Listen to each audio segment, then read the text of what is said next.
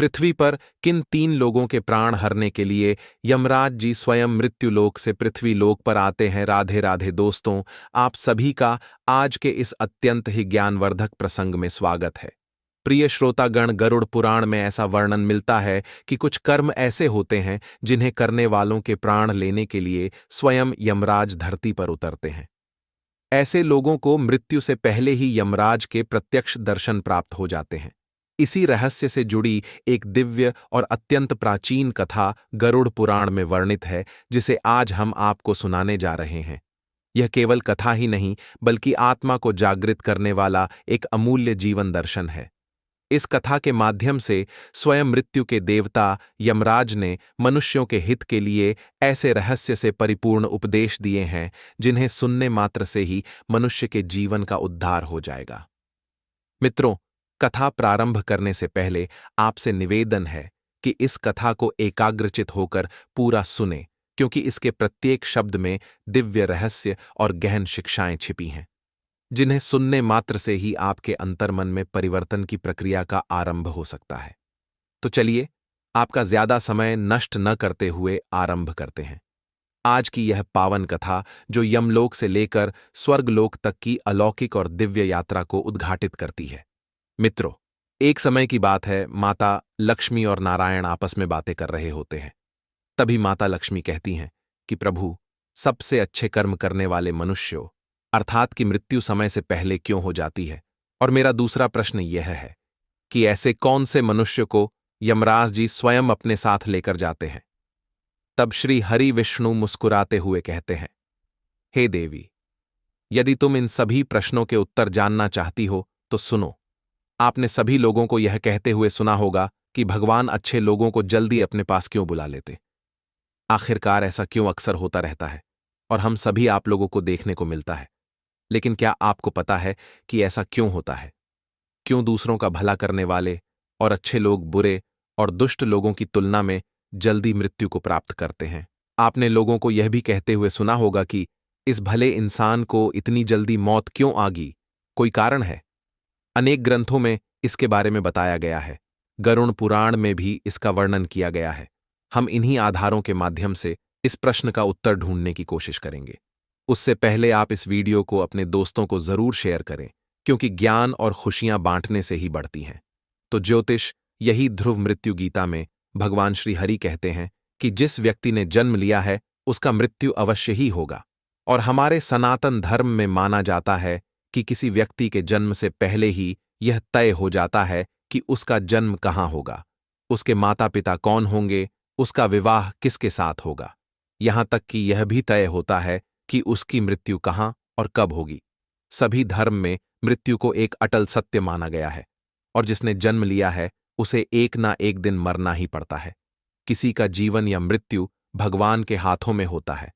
आपने सुना होगा कि जितनी चाबी भारी राम ने उतना चले खिलौना। हम वो खिलौना है जिसकी चाबी भगवान के हाथों में होती है, और सभी चीज उनकी इच्छा से ही होती है।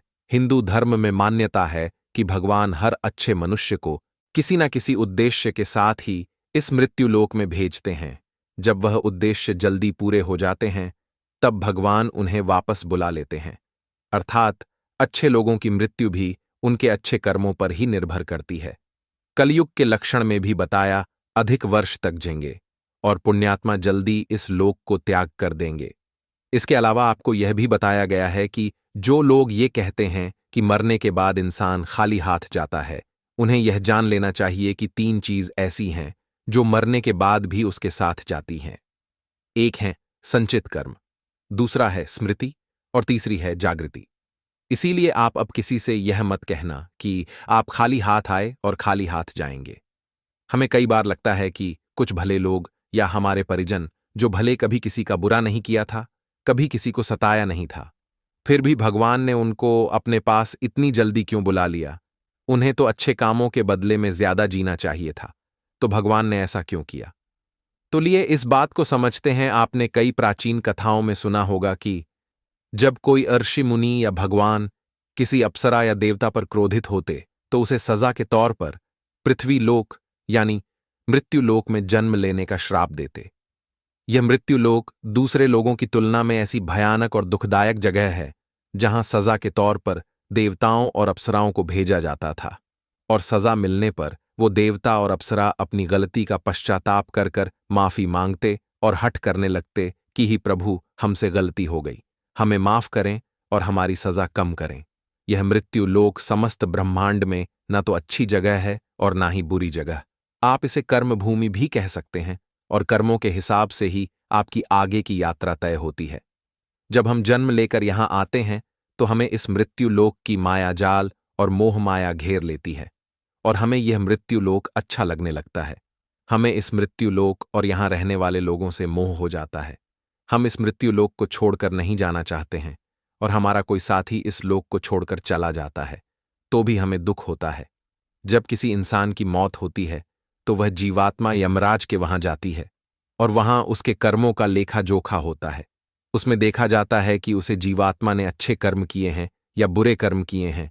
अगर किसी जीव आत्मा ने मृत्यु लोक में बहुत बुरे कर्म किए हैं, बहुत ज्यादा लोगों को सताया है, लूटा है, दुख पहुंचा है, तो उसे दूसरे जन्म में उन सभी के साथ हिसाब चुकता करना पड़ता है, और उसी कारण उसे जीवात्मा को लंबा जीवन काल मिलता है।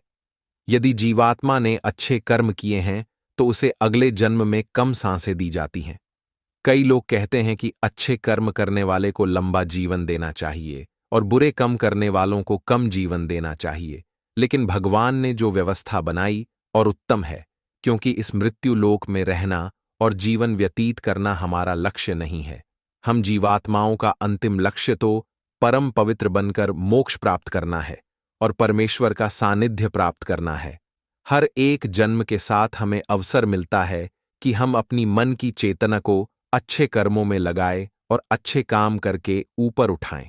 क्योंकि हम बुरे काम करते हैं तो हमारी चेतना का स्तर नीचे जाता है, और हमें हजारों और कई बार तो करोड़ सालों तक इस मृत्यु लोक में दुखों को झेलना पड़ता है। कहा जाता है कि एक जीवात्मा को 84 लाख बार इस संसार सागर के चक्कर काटने पड़ते हैं, तब जाकर उसे मोक्ष मिलता है। लेकिन जो जीवात्मा अच्छे हैं, भले काम करते हैं, वह जीवात्मा जल्द से जल्द शुद्धता प्राप्त कर लें और कुछ ही जन्मों के बाद मोक्ष प्राप्त कर लेते हैं। इसीलिए परमात्मा उनका जीवन काल कम रखता है, ताकि वह जीवात्मा इस मृत्यु लोक के कासन को कम सहन करें और परम धाम में जाकर परम शांति और परम आनंद को प्राप्त करें। और जिस जीवात्मा ने मृत्यु लोक में बुरे काम किए हैं, उसे इस मृत्युलोक की आत्माओं को ज्यादा देर तक सहन करना पड़ता है, और कई हजारों लाखों जन्म के बाद ही उसकी आत्मा पवित्र होती है, तब जाकर उसे परम धाम की प्राप्ति है। दूसरी बात यह है कि हमारा इस मृत्युलोक में जन्म किसी न किसी उद्देश्य से होता है, और जब वह उद्देश्य पूरा हो जाता है तो भगवान हमें वापस बुला लेते हैं। ऐसा नहीं, लोगों ने पूर्व जन्म में बुरे काम ही किए हो, लेकिन वह अभी जीवित है, तो इसका मतलब यह है कि उनके जीवन का उद्देश्य अभी तक पूरा नहीं हुआ है। मित्रों, आप समझ गए होंगे कि अच्छे लोगों की मृत्यु जल्दी क्यों हो जाती है। तो हमारी जो भी प्रियजनों और जिनकी मृत्यु जल्दी ही हो गई हो, वो एक पवित्र आत्मा, और जितने दिनों तक हमें उनका सानिध्य प्राप्त हुआ वह हमारा सौभाग्य था। उनकी मृत्यु के बाद हमें प्रार्थना करनी चाहिए कि उनकी आत्मा जल्द से जल्द परम धाम को प्राप्त करें और परम शांति और परम आनंद को प्राप्त करें। यह जन्म मृत्यु का रहस्य कुछ ज्यादा ही गहरा होता है, जिसे देवता लोग भी नहीं समझ पाते हैं। इसीलिए मित्रों, आज से अपने जीवन को सार्थक बनाने के लिए अपने गलत आदतों को छोड़कर अच्छे आदत में लगाना चाहिए। अपने धर्म और तपस्या में मन लगाए, क्योंकि ईश्वर सर्वशक्तिमान है और वही हमारा उद्धार कर सकता है।